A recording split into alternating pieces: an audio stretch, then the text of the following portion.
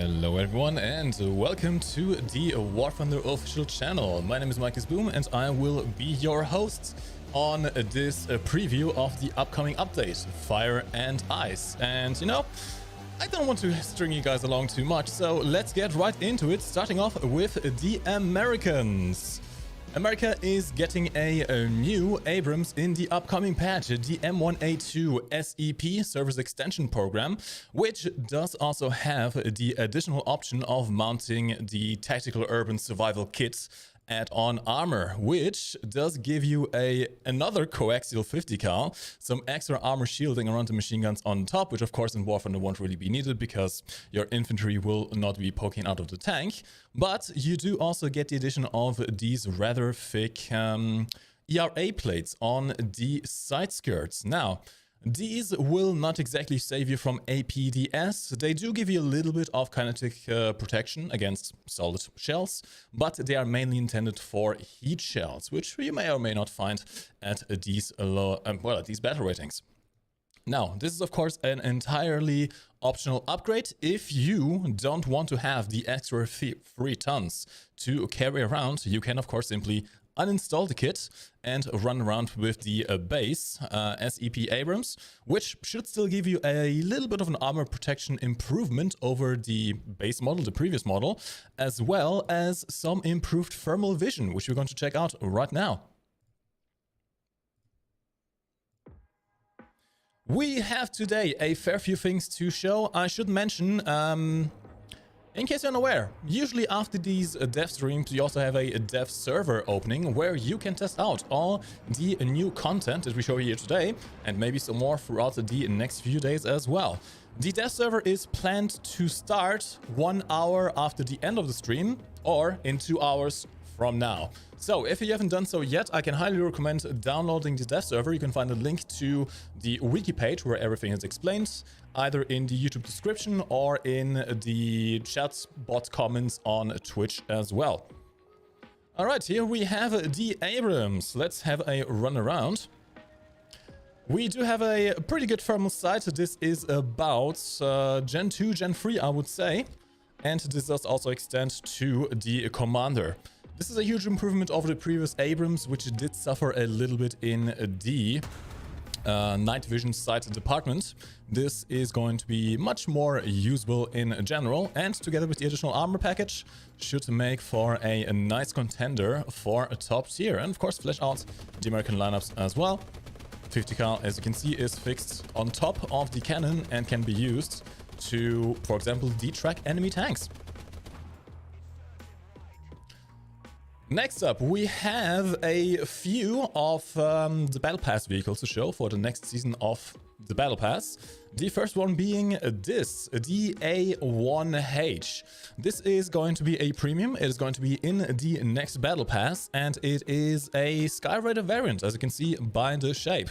This one, however, being quite interesting in that I believe is the first prop plane in the game with access to countermeasures.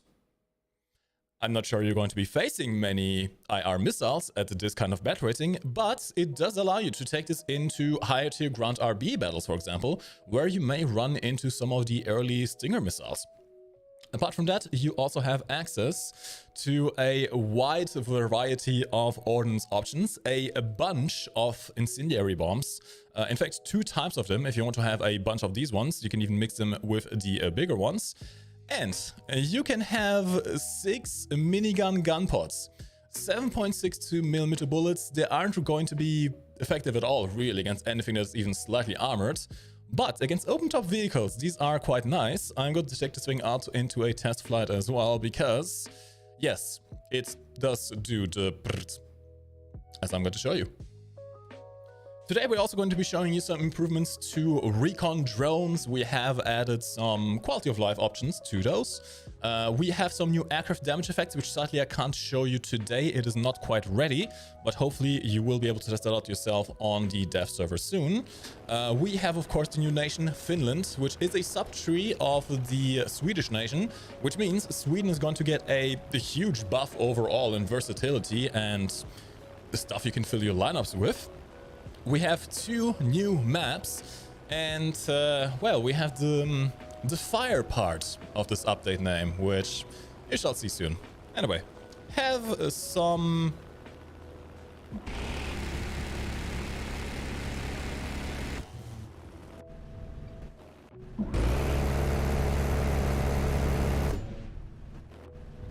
Again, these are going to be mostly useless. But do you really care when you have this kind of sound? I know I don't. And if you want to, you do still have the 20mm cannons as well, which of course will be working against tanks in Ground RB. And just casually spray the area with a bunch of bullets. That's fine. Alright, let's move on to the next nation. Next up, Germany. We have another vehicle for the World War II fans. Die Sonderkraftfahrzeug 251-9 with the short-barreled 75mm cannon. It basically is following the same concept as the 234, just of course on this chassis. We have seen this cannon before, in fact this exact mount on the 234 as well, but this one is coming in the tech tree soon in the upcoming update. In terms of penetration, it's not exactly the best. It is a short-barreled 75mm cannon, so you can't really expect too much in terms of velocity. But you do get access to a pretty powerful heat shell, which should be quite effective at these lower battle ratings, both against unarmored targets with the HG filler and against heavily armored targets with the raw penetration of this shell. Additionally, we also have a model update for the Jagdpanzers, both the premium and the tech tree versions. These should look a lot crisper now in general. And we also have some model updates for the Russian IS-1 and the IS-2. Just a nice little quality of life update, which should make it look a lot nicer for you. We also have a boat, the Type 152 Hugin, which does get 4 torpedoes in total, as well as these twin Bofors mounts, which have access to HE-VT, so this should be quite effective against aircraft in lower battle rating and naval battles. Next up, we have, of course, the Russian models that I mentioned. The IS-1 and the IS-2 have gotten updated. Their visual models are much nicer, much crisper now. I can actually compare this in a second to the IS-2 1944 version, which still has the old model, so I can really see the differences. IS-1, I have mine with the camo setting set all the way down, and the IS-2 with the camo setting all the way up, so you can see you really get a contrast between what is essentially a brand new paint job and a really nicely worn one. Personally, I prefer the worn one. I'm going to do a quick look around. Overall, I believe these little flaps over here are new. This little machine gun part on the side is new. It is not functional. This machine gun is not functional, and it does not currently affect the armor. Keep in mind, work in progress, things might change. But it gives you a nice look overall. Very important, of course, how is it going to look from the rear? That is what I'm going to be looking at the most part. And yeah, it is nicely updated. Missing a log, sadly. That is always a shame with Soviet tanks. They need logs. Next up, we have the UK getting a couple of very interesting things. First off, you have seen the dev blog already. It was one of the first dev blogs released for this update. And I'm sorry if I mispronounce this, Bosvark. Bosvark? Is that how I pronounce it? This is a South African vehicle, another South African vehicle in the British tech tree, giving you a, well, another variant of SPAA. It's a big truck.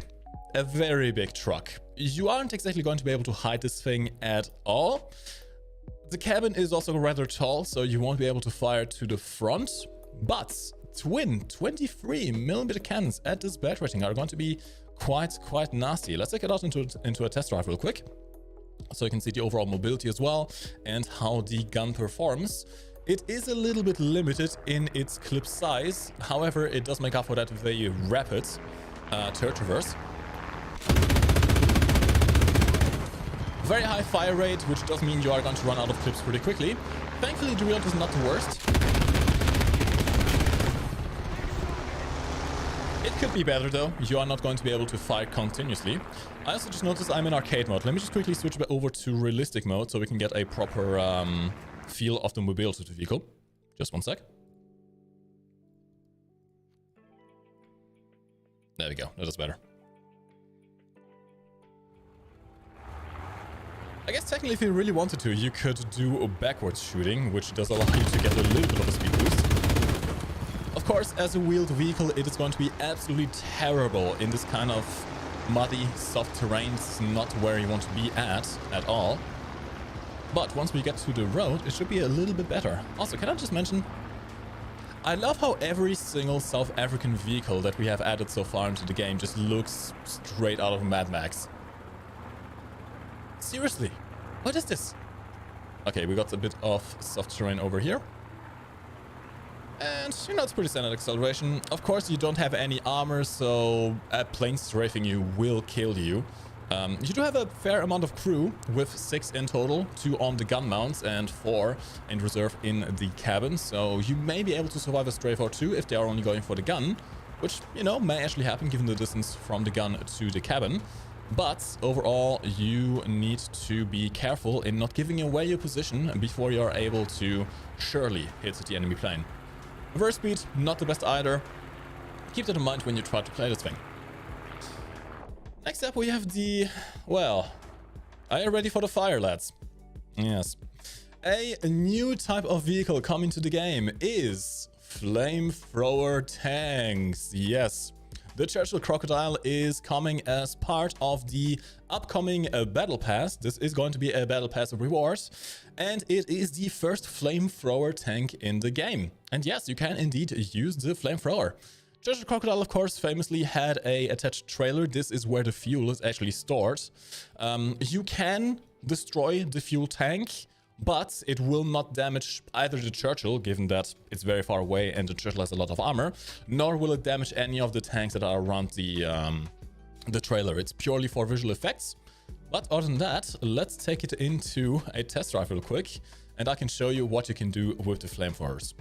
Now, the flame physics are going to be quite similar to napalm. You can actually launch these quite far. If I go all the way up, got a nice little arc, very good pressure on that nozzle. Okay, and by fire I mean you can launch up to that river over there. It's not exactly the most long range, and you can't really do anything with the flames against a closed vehicle, like for example Jagdpanzer 2. It won't do much, if anything, to them. But if you have something like the AA gun or anything that has an open exposed crew, I guess at this build rating mostly stuff like the 234, 251s or the Hellcats. Well, against those, the flamethrower can be quite effective. The flames do stick around on the ground, so there is a bit of an afterburn effect, which means that vehicles that run through those flames will also get damaged. Of course, tracked vehicles won't, but wheeled vehicles may have their tires pop, and vehicles with exposed crew may just have their crew burn to a crisp. I can also show you what it will do against a fully enclosed tank. Spoilers, not much. But it could be a nice tactic, given that the Churchill is still a fully functional Churchill with a main gun. You can use a flamethrower as a distraction, for example. When you are covering the screen of the enemy player with flames, it's going to be very hard for them to try and go for the weak spots that you kind of have to go through when you are facing a Churchill. I love these flame effects. As you can see, it does leave a nice flaming effect on the ground. Burns away the grass, which does stick around. And let's see what the maximum elevation of the flamethrower is. It's going to take a while.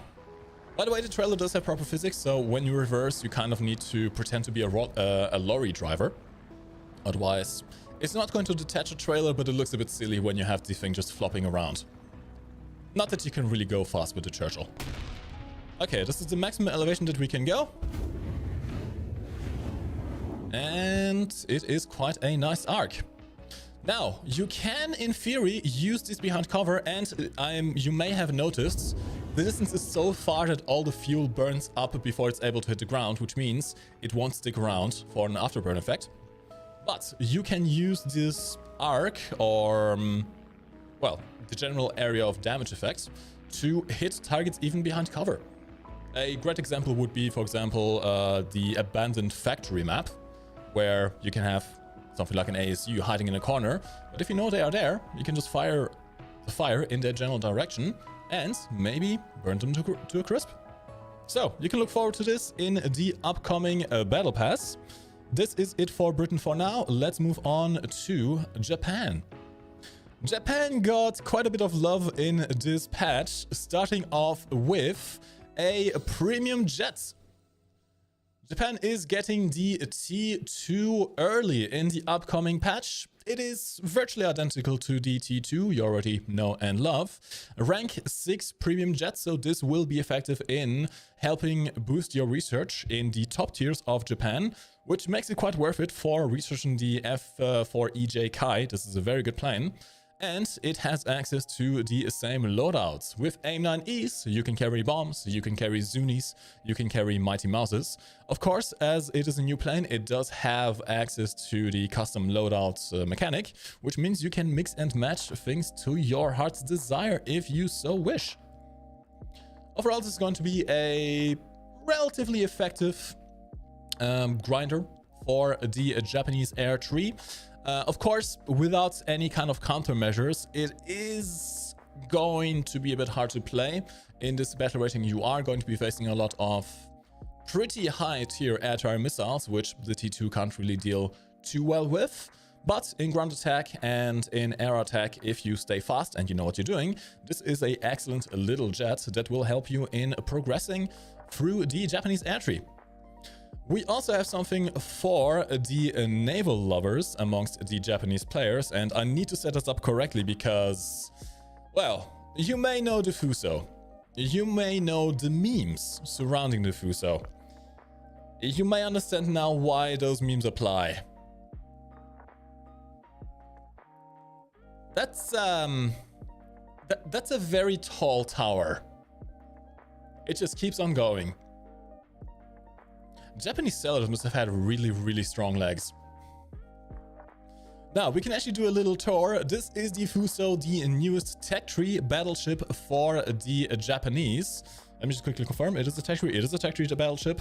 It has access to 12 36 centimeter cannons, 360 millimeter cannons with the following shells. SAP, probably your best choice. Very high-powered AP and, of course, HE as well. Secondary guns also have SAP, so this is going to be a very high damage output battleship overall. The pagoda, of course, being rather unique. And one thing that I quickly want to do is take you on a little tour. That's one thing I always like about the ship models. Even though not many people may play these, the modeling is done absolutely amazingly well, and I can take you into a little tour trying to climb up the tower of the Fuso. It is going to take a while. It is going to take a while. Now, where is the next stair? Right there. Keep in mind, we are now on the level of the spotting platform. We aren't even up to the captain's deck just yet. That will be one or more or two more decks up above. Where do I go from here? Run to backside. There we go. Now, we are still not on the captain's deck. There is still one more deck ahead, and there we go. Now we are on the captain's deck. And there's still 2 or 3 more floors to go above. It's a very tall tower, which does mean you will get shot in this tower quite a lot, but hey, that doesn't sink your ship. So, Japanese players enjoy the Fuso. Next up, you may have seen it in my lineup. Curious, what is that? Could it be perhaps the prototype of the Type 10 that may or may not come in the next update to flesh out the Japanese lineups? Perhaps. Could it be that it's not quite finished just yet, so we won't be talking too much about it just yet, but you can see it's going to be basically a Type 10 with a dildo blade and a nice filler to the lineup. Next up, we have China, and by the way, I should mention, I am going to be showing you the positions of the vehicles in the tech tree in just a bit. We'll just go through the review first. Next up, we have China getting a sorely needed upgrade to their anti-air capabilities. And I need to warn you, this model is not finished right now. It is going to be low texture. Keep that in mind, work in progress. It will be finished by the time the update launches, of course. This is the Tor M-1. Now, the Tor M-1 was originally a SAM launcher designed by the USSR, and you can expect to see this vehicle coming to the USSR in the future, just maybe not in this update. Sometime in the future, the USSR will also get this vehicle. This is one of the most advanced SAM launchers that we have in this game once it releases. It has these very funky missiles here, 8 in total with no reloads, which fire upwards and then turn to acquire the target. It does have access to both radar and IRST. The missiles themselves are suckless, so you can guide them manually without any kind of lock whatsoever. And they have a pretty long range in testing around 10 kilometers. That may still change, but these have a very high G-pull for a surface-launched missile. 16 Gs is going to make it relatively easy to hit fast-moving targets like jets, drones, helicopters, all the good stuff. With 60 millimeters of explosive penetration, you may also use this against more lightly armored tanks, although at close ranges that's not going to work because of the firing arc, which I will show you now in a test drive. Again, I need to mention, China is not the only one getting this ever. For now, China will be the only ones getting this, but in the future we will add this to the USSR as well. So, the minimum firing range of these missiles is quite high given their speed and their firing arc. As you can see, when I fire the missile, it does that, which means you can't exactly hit targets directly in front of you. Maximum I can do is hit that Abrams on the far side. The missiles are maneuverable enough for that. But if I try to hit something closer like this T-54 over here, it is simply not going to work. The missiles can't arc fast enough to hit these closer targets. Which, yeah, it's going to be an issue if you run into enemy tanks. Other than that, the vehicle itself is quite large as well and an easy target. Very little armor. And I can show you, you also have access to IRST. I'm going to turn off my radar. And I'm going to enable IRST. Which, IRST, in case you're unaware, is an infrared targeting system.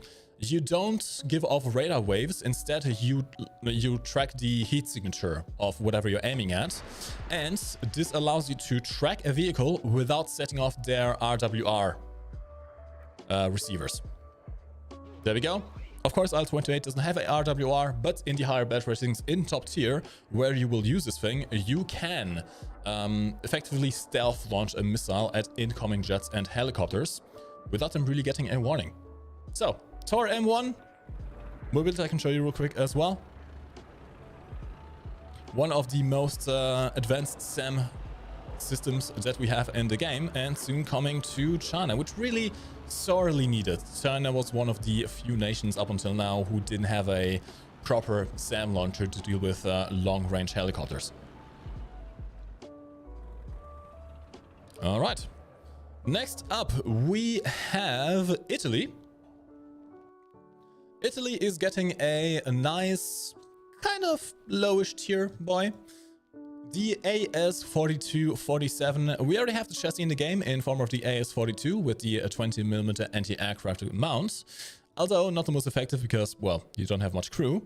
We're also getting the 47mm cannon mount, which will allow you to zoom around quite quickly, given the mobility of the chassis. And with some okay penetration, not the best. This is about the levels of the short 75 we saw on the 251 in the German tech tree, but with quite a bit of explosive filler. And given the mobility of the chassis, it does allow you to flank and employ the cannon quite effectively. Sadly, you still only have 2 crew, so if you are playing in RB mode and one of your crew gets shot out, you're just immediately dead.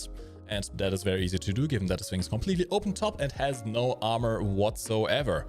But if you run around sneakily, then I think this cannon is going to be quite a lot of fun. Other than that, the vehicle is exactly the same as the 20mm version. Next up, we have France, which is also getting a sorely needed update to their anti-air capabilities with the SANTAL. This is a armored car with a 6-barreled IR missile launcher. Kind of an analog to the Stinger, although the French version may be slightly better, as you can see by these stats.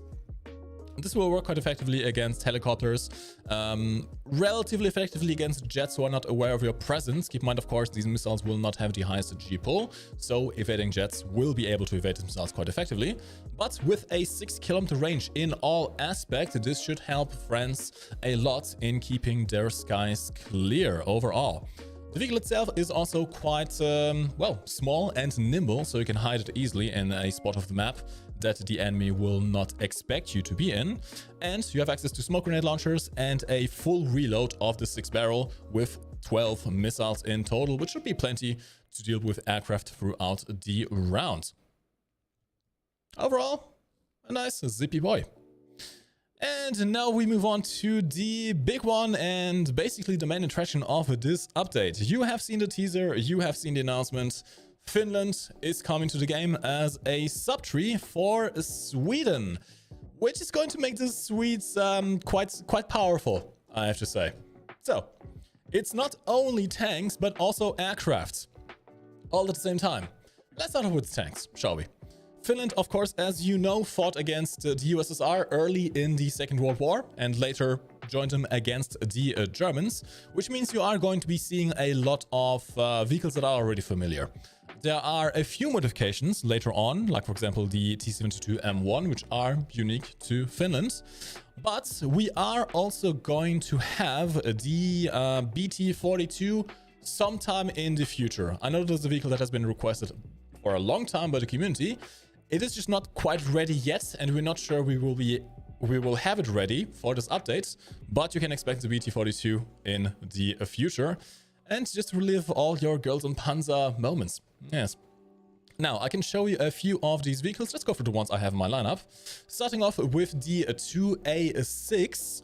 This is going to be a nice lineup filler together with the already pretty strong SDRV-122A and B PLSS. In fact, together with also, you may have seen, new squadron vehicle, Swedish top tier is going to be incredibly well filled and very well rounded, having access to now both USSR tanks and NATO tanks in the same lineup.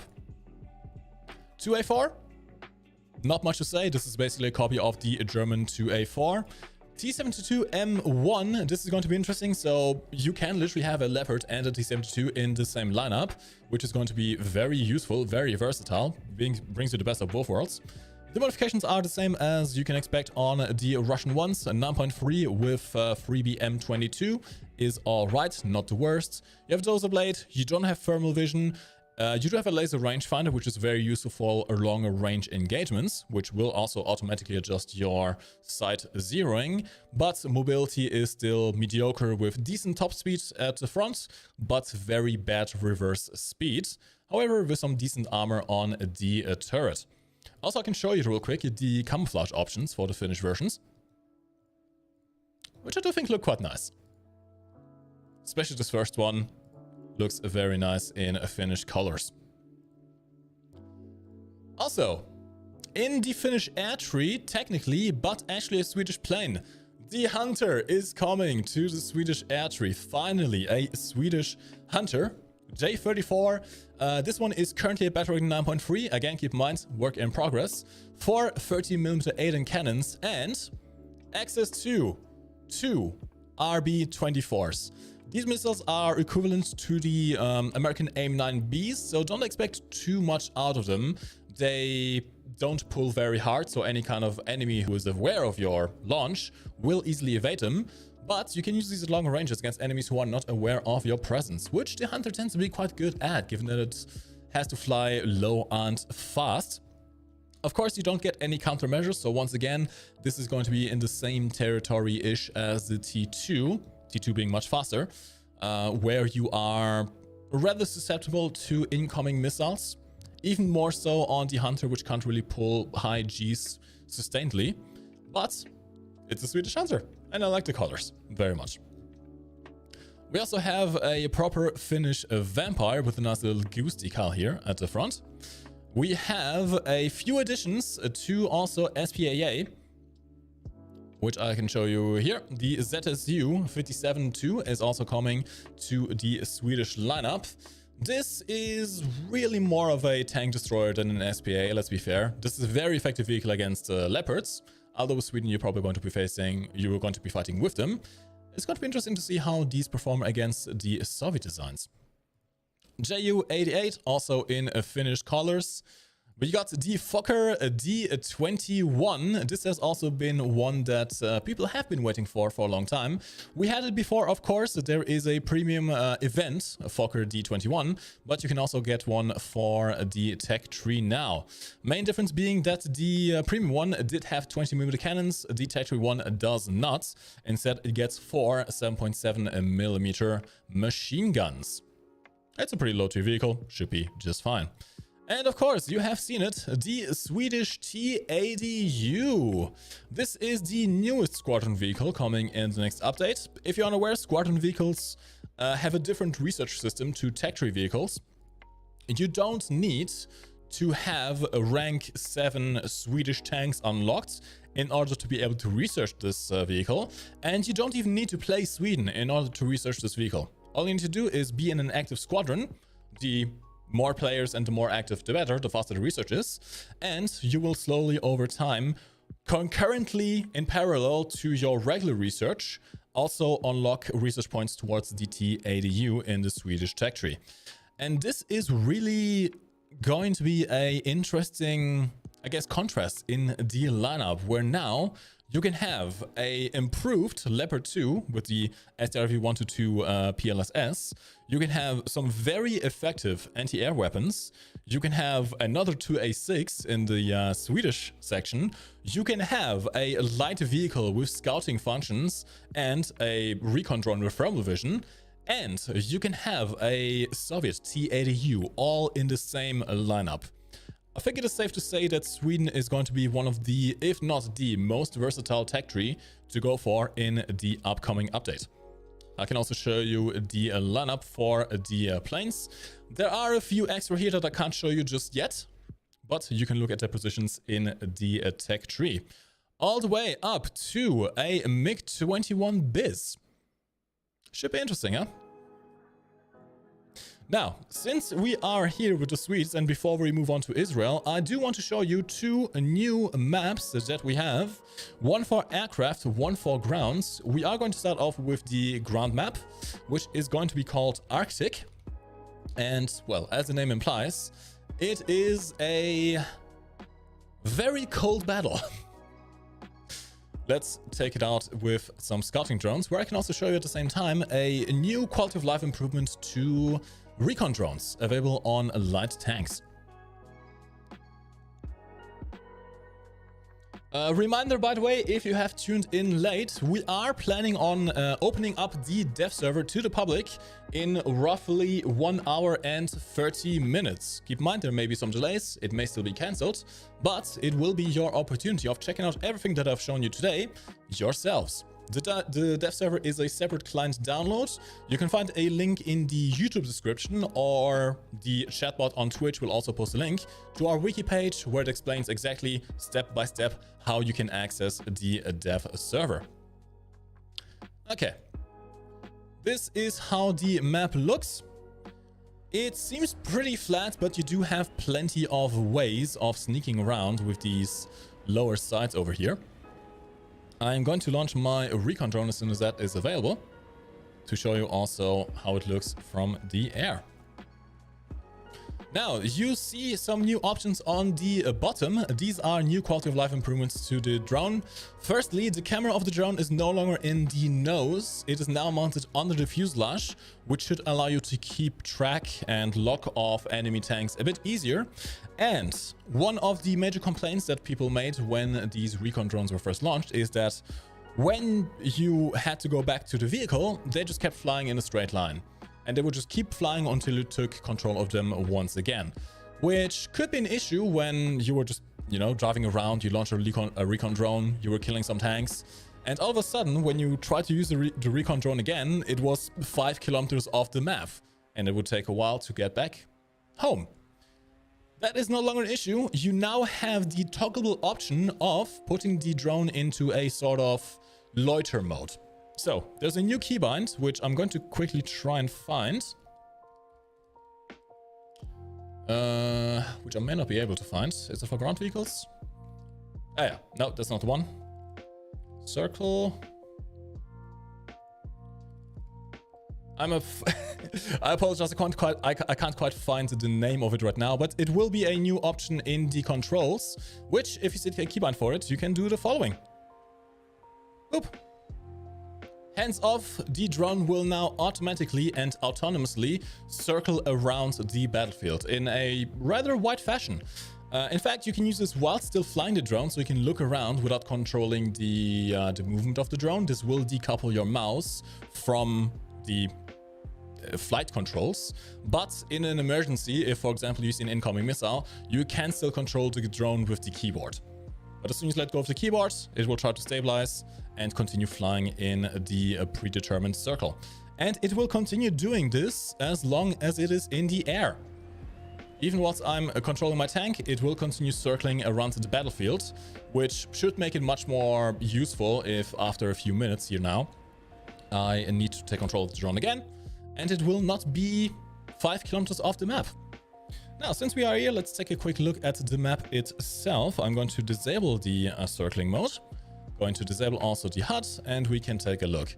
This is a proper icy battlefield. As you can see, it is rather flat. If you get up on some hills, you can very much surveil the entire map area. Although that will also leave you vulnerable to tanks who may be sneaking around the lower defilates and then pop up from somewhere without you noticing. You got some landing craft over there which were sunk. A oil platform, it seems, on the far side, which does also have a helicopter spawn point right behind it. So that should actually provide some nice cover to helicopters so that they don't get immediately blown up by SAM missiles. Over here in the middle, this is going to be one of the capture points in the domination mode with some slight hard cover. Those domes will not be able to be shot through, but those tents most likely will. Also, interesting. Some of you Nordic warfare connoisseurs may recognize those exploratory vehicles over there. Of course, not drivable sadly, but in here. Another capture point likely over there. And you have this area over here where a cargo ship got stuck in the ice, which you can also use as cover and is likely going to be one of the main objectives in domination mode as well. It's not the largest of maps, should be quite easily traversable, and you can expect this in the next major update. Also, look at that dome. And the far side has also a helicopter spawn, although that side does not currently have any kind of cover. That may be an issue for helicopter spawning on that side. Then again, I can use this mountain over here. Now, we do have another map for Air Arcade, which I'm going to show you shortly. That is going to be the Grand Canyon map. The famous Grand Canyon in America will now be coming and be featured as a playable map in War Thunder for Air Arcade battles. There it is. Let's give it a bit of daytime. Okay. And we're going to fly out the Swedish Hunter, because why not? Keep in mind, we still have Israel to come as well. They will get some sorely needed vehicles, a few, although nothing too major. And once again, I need to remind you that we will have or at least we are planning to release a dev server today as well. This is the aerial overview. You do have the massive canyon in the middle, but still plenty of space around the north and the south to flank around in, and even engage targets if you so wish. We're going to do a little canyon run. So you can recreate some famous missions from other airplane games. It is a very, very beautiful map. I doubt it'll come to realistic mode in this update, but personally I would really like this to be in RB modes. This canyon is going to make it quite tactically interesting. avoiding SAM missiles, well, not SAM missiles, but radar missiles, enemy aircraft in general. And only the most maneuverable of aircraft will be able to complete the entire canyon run, given that there are some rather tight bends at some points as well. Well, this is the easiest bridge in the game to fly through, that is for sure. And overall, it's a nice little experience. Now, you have plenty of ground targets all around for all your ground attack needs. A few bombing points along the way. We can also try flying, let's fly north over this ridgeline. In the meantime, we can also talk a little bit about the Swedish Hunter, of course. It is a nicely low battle rating at 9.3 currently, with access to some air-to-air missiles, but the air-to-air missiles are not the best, and you also don't get any access to flares. It will be quite useful against enemies who are not aware of your presence, but it will also suffer if you have someone who's really determined to kill you, given that the Hunter is not a supersonic plane. Got a little open area over here with a few more pillboxes and engagement areas. But as you can see, the biggest part, where most of the fighting is going to happen, is right in the middle of the map. I also like that the clouds get quite low. That is quite nice. Alright. Now, next up we have Israel, the last nation of today. But don't worry, we are going to have time for a bit of a Q&A, so you can prepare some questions ahead of time. I will tell you when you can start asking them, so our chat mods can collect them as well, and I will try to answer them to the best of my ability. All right, Israel, up until now, didn't really have many options for aircraft defense. Well, that is about to change, because now Israel is going to get 3 new anti-aircraft weapons across various battle ratings. Sadly, no SAM just yet, maybe sometime in the future. But at the lower tier, we have this rather unique one. This is basically the venerable old American chassis, which you can find on the M13 and M16 anti-aircraft weapons in the American tech tree, which feature 50 cars, but with 2 20mm cannons instead. Let's take this thing out into a test drive real quick. These cannons, by the way, have up to 42mm of penetration, so they're not going to be the most useful against tanks, although just low battle rating they can be usable. And they are magazine fed with some big round drum mags, which just allow you to fire, or at least reload, rather quickly. Fire is not the best, it's kind of similar to the Stink in that regard. The Skink. Damage is not the best either. But you can fire for a while, although keep in mind the cannons will overheat rather rapidly. Mobility is quite nice as well. You have this absolute Chad of a tank commander just standing there. That is not the crew member firing the guns, by the way. The gunner is protected a little bit better, sunken inside the armored turret, I suppose. In total, you do have 4 crew, 2 in the front, 2 in the back. Mobility is quite alright. Turret traverse is quite alright. This should be a very Mad Max-esque vehicle, which is coming quite low in the tech tree. In fact, this is the new, I believe, lowest battle rating ground vehicle for Israel, which will allow you to bring it into battles as low as the M51, or if you entirely want to just disregard the M51 and you want to have this as low as possible, you can also bring this with some aircraft, although I would not recommend that. Only having an SBA spawn in ground RB is not going to be the best of ideas.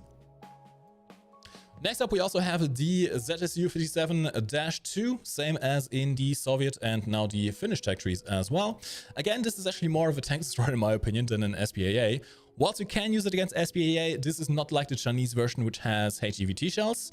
This is purely a ZSU-57, which is still quite effective against lower armored vehicles with a rather high penetration APHE shell with 151mm and a bit of explosive filler, which is going to make it quite useful against early Leopards and the likes.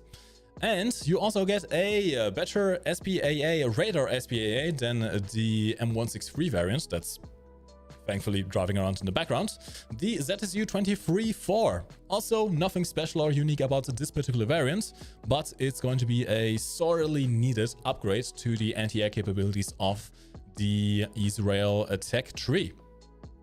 And this is where you can check it out. All right, So, we have talked about the new vehicles, we have talked about the dev server, the improvements to the recon drones, and the maps. Let's quickly show you the position of everything in the tech trees, because I know you guys will want to see that. Starting off with the M1A2, I will put on the Tusk. This is how it looks. These are the stats. I will quickly put it into this mode so you can see everything a little bit better with the stat card. Again, I need to mention this is all still work in progress. Don't expect these to be the final stats or final batch ratings. Everything is subject to change. Keeping that in mind, you can look at the modifications. It does not get an upgraded shell. Currently the same shell as the previous M1A2. It gets upgraded thermals. And it sits in the tech tree right after the M1A2 Abrams at the same battle rating currently. The AH-1 is going to be a battle pass vehicle, a premium, as far as I'm aware, only prop aircraft in the game with countermeasures. These are the stats. You have a wide variety of ordnance options, including incendiary bombs, a very high load of dump bombs, as well as, of course, miniguns, which in the grand scheme of things aren't going to be the most useful, but you can have an early brrt if you don't have the A10. And, well, there's not really a point in showing it in the tech tree, but there you go. It is a rank 4. For Germany, we have the Hugin torpedo boat, HEVT shells on the 40 mils. This is where it sits in the tech tree, right after Der Große, rank 4. For the World War II fans, die Sonderkraftfahrzeug 251-9 short 75mm cannon has access to 100mm penetration heat. And this is where it sits in the tech tree, right after the Panzerjäger 1.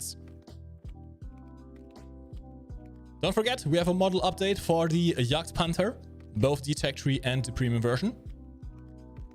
We also have model updates for the IS-1 and the IS-2.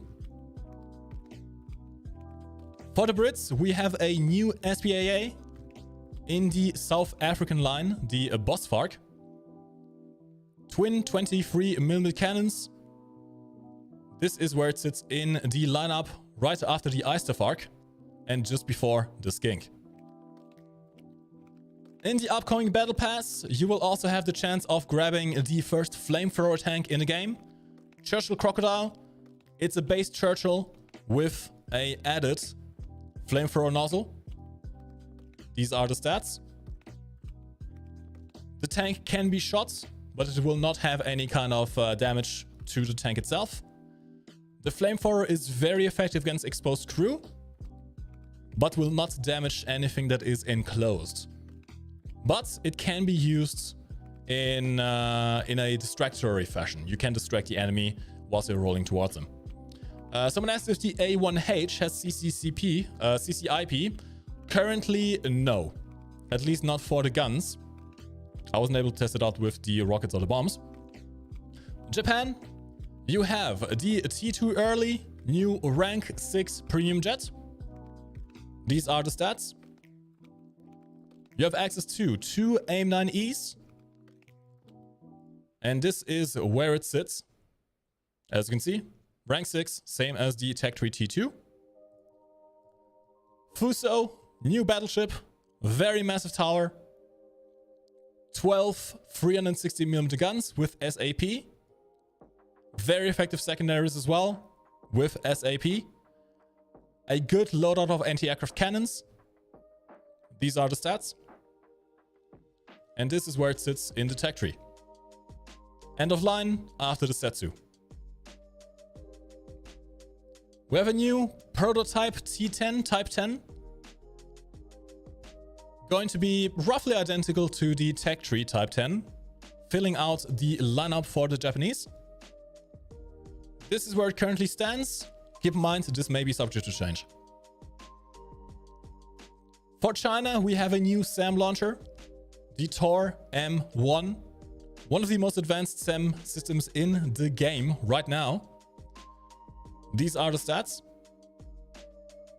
It has access to both radar and IRST. Currently no night vision.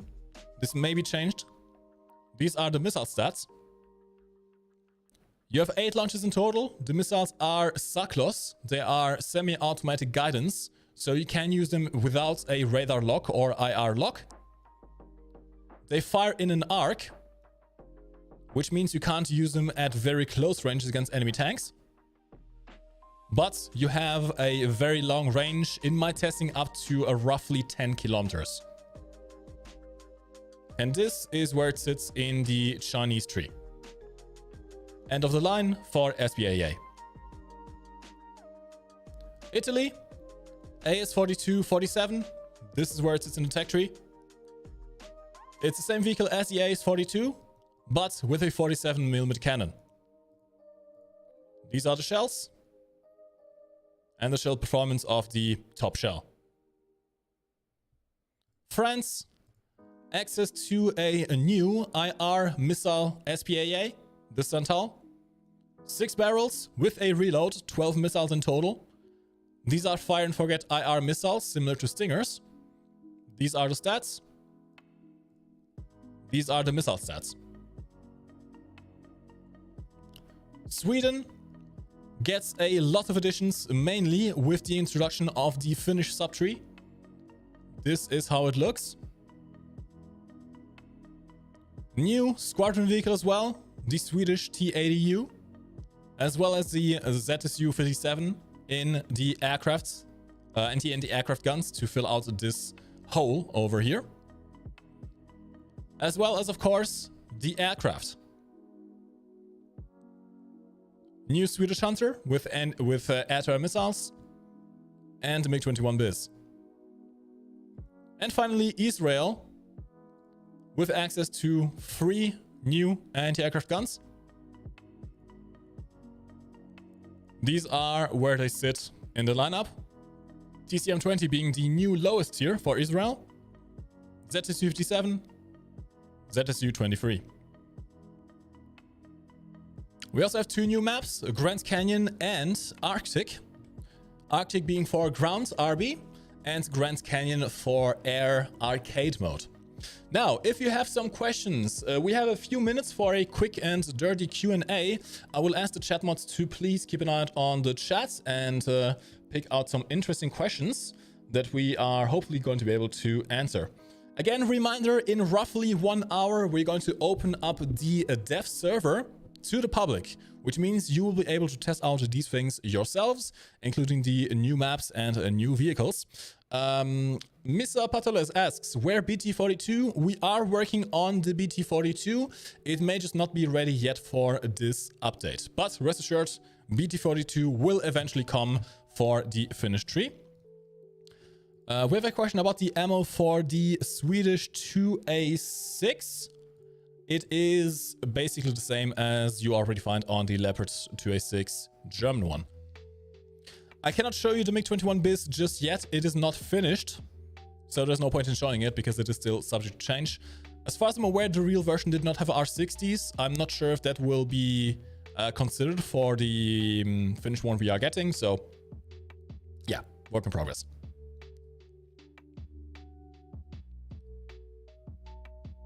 Are there going to be new pack vehicles this patch? Likely. I cannot confirm which ones exactly are going to be pack vehicles. We have, of course, the Japanese T2. I can imagine this being a pack vehicle, but I don't want to confirm that. That will be up to the store team to disclose. I'm not going to show you the Type 10 armor. Any armor values in these early dev streams are never finished. That is also why I didn't show you the armor values of the M1A2 SEP. They are not finished, so there's no point in showing this just yet. Will there be another major update this year, or is this the last one? There will likely be another one. We usually have 2 in the final months of the year. Expect another one around Christmas, hopefully just before Christmas.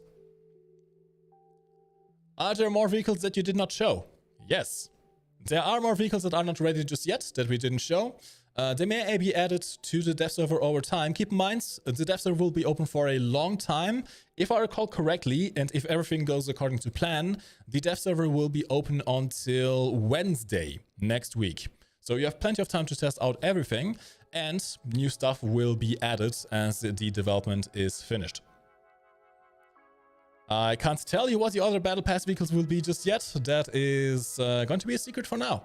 But yes, in case you didn't know, AH1 and the new flamethrower tank for Britain will both be Battle Pass vehicles.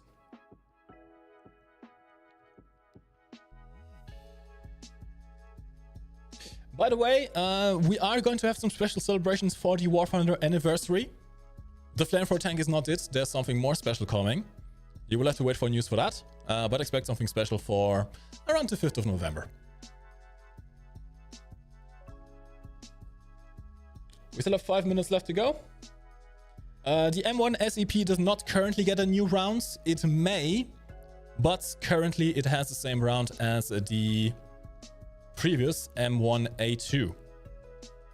The major upgrades of this variant are going to be slightly better armor, the optional Tusk kit, which gives you an extra 50 cal and ERA on the side skirts, as well as improved thermal night vision for both the gunner and the commander. We also have, well, I can't show you right now because it's currently not working, but there will be new damage decals for aircraft. That is something you may be able to see on the dev server over the coming days. Sadly, it is not available for me to show to you right now. You cannot see the finished MiG just yet. It is not finished. Get it? So, sorry. Keep in mind, some of these vehicles that I've shown today may not be ready for you on the dev server. Keep that in mind, but stuff will be added over time.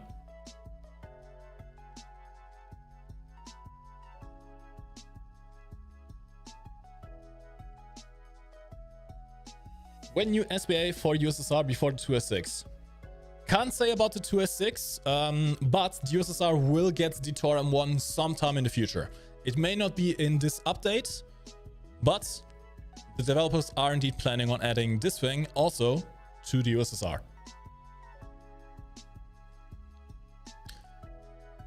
Can you show the armor layout of the Fuso? I can try. Again, keep in mind, it's a work in progress, so the armor is likely not going to be finished. But there you go. I'm going to do this. It's got some very thick armor on the turret front. That's good. Not quite turtleback, I don't think this is. Ah, there we go, actually. It does have some internal angled plates as well. Right around the torpedo line. Can you ammo rack the flamethrower on the new Battle Pass Churchill? Yes and no. You can indeed hit and damage and blow up the trailer on the Churchill Crocodile, but it will not damage either the tank or any of the surroundings. It's a fuel tank explosion in what is basically an open space, so don't expect to kill the Churchill that way.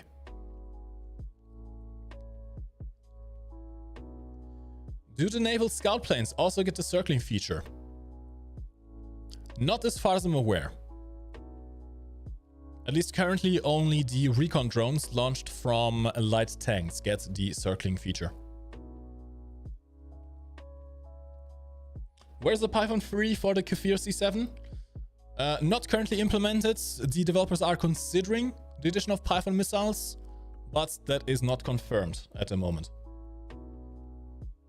The Leopard 2A7 has not been shown today, no.